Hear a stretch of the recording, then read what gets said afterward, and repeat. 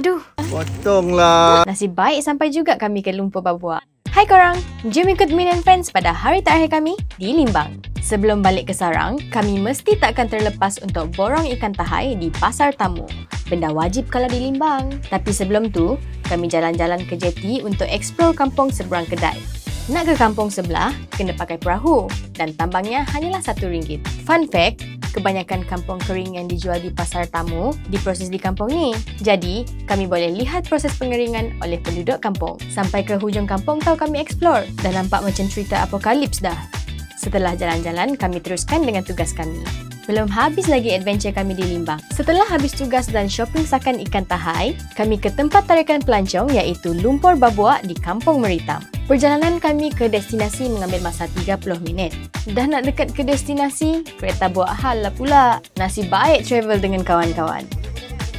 Sampai je kami kat Lumpur, cuaca sangat panas. Jadi, kebanyakan lumpur menjadi kering. Untuk pengetahuan semua, rawatan lumpur babua ni dikatakan boleh menjadi terapi menenangkan minda sebagai masker di muka dan juga anggota badan, selain dapat mengubati penyakit kulit.